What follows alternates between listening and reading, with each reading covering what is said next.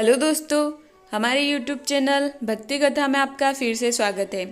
आज मैं आपके लिए लेके आई हूँ भगवान जगन्नाथ की संपूर्ण कथा। अगर आपको हमारी ये वीडियो पसंद आए तो हमारी वीडियो को लाइक करें, हमारे चैनल को सब्सक्राइब करें और हमारे वीडियो को शेयर करें। आइए शुरू करते हैं। भाग 1। बात उस समय की है जब भगवान कृष्ण द्वारिका में रहते थे। एक बार भगवान श्री कृष्ण सो रहे थे और निद्रावस्था में उनके मुख से राधा जी का नाम निकला। पटरानियों को लगा कि वे प्रभु की इतनी अधिक सेवा करती है, परंतु प्रभु को सबसे ज़्यादा राधा जी का ही स्मरण रहता है। रुक्मणी जी एवं अन्य रानियों ने रोहिणी जी से राधा रानी व श्री कृष्ण के प्रेम व ब्रज लीलाओं का वर्णन करने की प्रार्थना की। माता ने कथा सुनाने की हामी तो भर दी, लेकिन यह भी कहा कि श्री कृष्ण व बलराम को इसकी भनक ना मिले। तय हुआ कि सभी रानियों को रोहिणी जी एक गुप्त स्थान पर कथा सुनाएगी। वहाँ कोई और ना आए, इसके लिए सुभद्रा जी को पहरा देने के लिए मना लिया गया। सुभद्रा जी को आदेश हुआ कि स्वयं श्री कृष्ण या बलराम भी आए तो उन्हें भी अंदर न आने देना। माता ने कथा सुनानी आरंभ की। सुभद्रा द्वार पर तैनात थी। थोड़ी देर में श्री कृष्ण एवं बलराम वहां आ पहुँचे। सुभद्रा ने अंदर जाने से रोक लिया। इससे भगवान श्री कृष्ण को कुछ संदेह हुआ। वह बाहर से ही अपनी सूक्ष्म शक्ति द्वारा अंदर की माता द्वारा वर्णित ब्रज लीलाओं को आनंद लेकर सुनने लगे। बलराम जी भी कथा का आनंद लेने लगे। कथा सुनते सुनते श्री कृष्ण, बलराम व सुभद्रा के हृदय में ब्रज के प्रति अद्भुत प्रेम भाव उत्पन्न हुआ। उस भाव में उनके पैर हाथ सिकुड़ने लगे, जैसे बाल्यकाल में थे।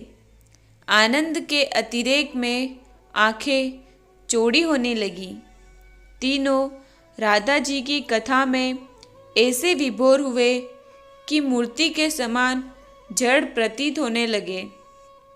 बड़े ध्यानपूर्वक देखने पर भी उनके हाथ पैर दिखाई नहीं देते थे।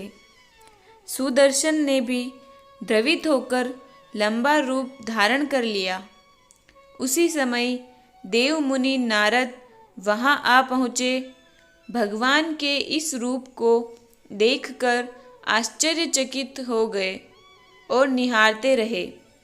कुछ समय बाद जब निद्रा भंग हुई तो नारद जी ने प्रणाम करके भगवान श्री कृष्ण से कहा, हे प्रभु, मेरी इच्छा है कि मैंने आज जो रूप देखा है वह रूप आपके भक्तजनों को पृथ्वी लोक पर चिरकाल तक देखने को मिले। आप इस रूप में पृथ्वी पर वास करें।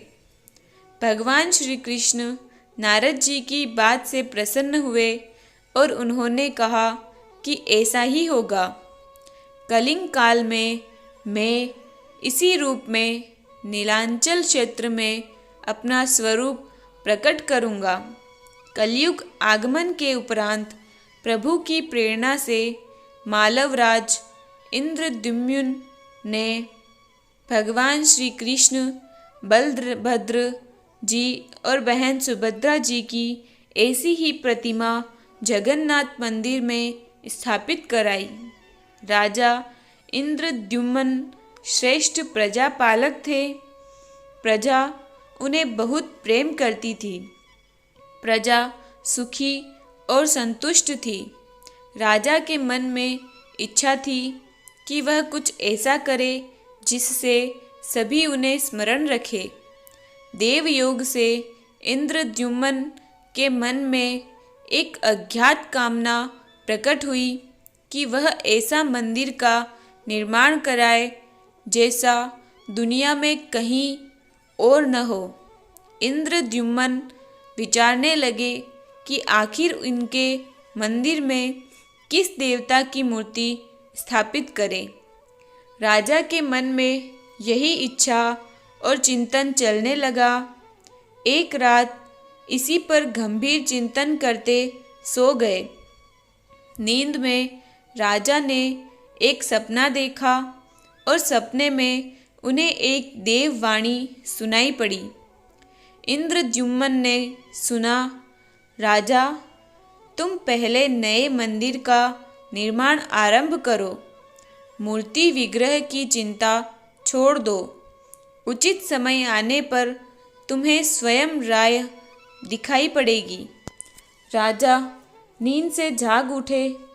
सुबह होते ही उन्होंने अपने मंत्रियों को सपने की बात बताई। राजपुरोहित के सुझाव पर शुभ मुहूर्त में पूर्वी समुद्र तट पर एक विशाल मंदिर के निर्माण का निश्चय हुआ। वैदिक मंत्रोच्चार के साथ मंदिर निर्माण का श्री गणेश हुआ। राजा इंद्रद्युम्न ने मंदिर बनवाने की सूचना शिल्पियों और कारीगरों को हुई। सभी इसमें योगदान देने पहुँचे। दिन रात मंदिर के निर्माण में जुट गए। कुछ ही वर्षों में मंदिर बनकर तैयार हुआ। सागर तट पर एक विशाल मंदिर का निर्माण तो हो गया, परंतु मंदिर के भीतर भगवान की मूर्ति की समस्या जस की तस थी। राजा फिर से चिंतित होने लगे।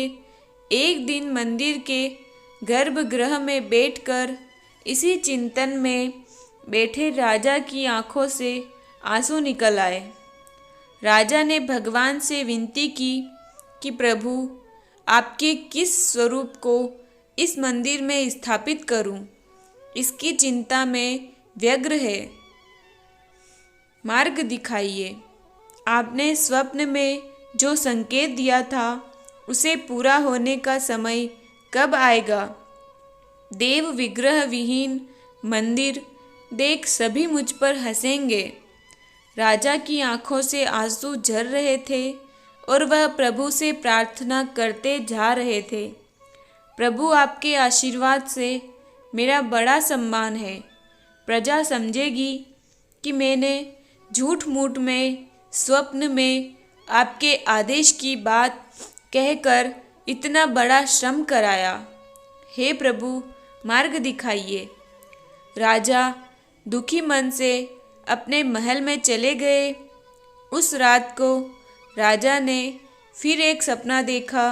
सपने में उसे देववाणी सुनाई दी, राजन, यहाँ निकट में ही भगवान श्री कृष्ण का विग्रह रूप है। तुम उन्हें खोजने का प्रयास करो, तुम्हें दर्शन मिलेंगे। इंद्रद्युम्न ने स्वप्न की बात पुनः पुरोहित और मंत्रियों को बताई। सभी यह निष्कर्ष पर पहुँचे कि प्रभु की कृपा सहज प्राप्त नहीं होगी। उसके लिए हमें निर्मल मन से परिश्रम आरंभ करना होगा। भगवान के विग्रह का पता लगाने की जिम्मेदारी राजा इंद्रद्युम्न ने 4 विद्वान पंडितों को सौंप दिया। प्रभु इच्छा से प्रेरित होकर चारों विद्वान 4 दिशाओं में निकले। उन चारों में एक विद्वान थे विद्यापति। वह चारों में सबसे कम उम्र के थे। प्रभु के विग्रह की खोज के दौरान उनके साथ बहुत से अलौकिक घटनाएं हुई। अब प्रभु का विग्रह कैसे मिला, यह सब जानने के लिए भगवान जगन्नाथ की कथा भाग 2 को देखें। इसकी लिंक हम सब्सक्रिप्शन में आपको भेज देंगे, आप वहां जाकर देख सकते हैं। जय श्री जगन्नाथ। जय श्री कृष्ण।